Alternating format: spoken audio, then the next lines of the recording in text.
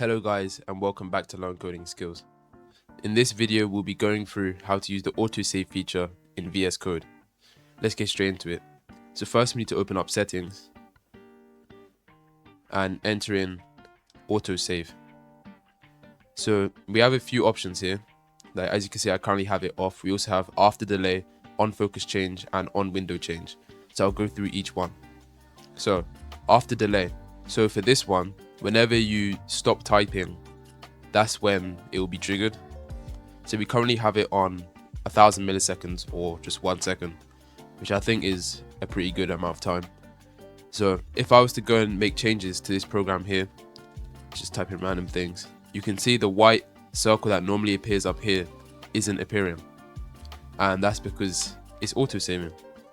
So if I was to run this, you can see that, yeah, it really did save. Next, we're going to look at on focus change. So this is whenever the program loses focus, or I should say the cursor loses focus, which is pretty self-explanatory. So let's say I change this, you can see that the white circle has appeared again. But if I then click off the window somewhere, or click off like the main part of the screen, if I click off like here or maybe here, yeah, then it saves. So that's a good option too. It just depends on like your own personal preference really. Now let's look at the final one, on window change. So let's make a couple changes again, and yeah, the white icon has appeared again, the white circle.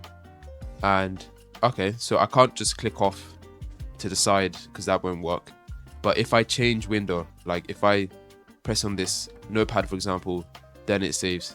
And let's just test it again to make sure it works. Yeah, there we go. So I hope you enjoyed this video. If you have any questions, please leave it down in the comments and press the like button if it was useful. Thanks for watching.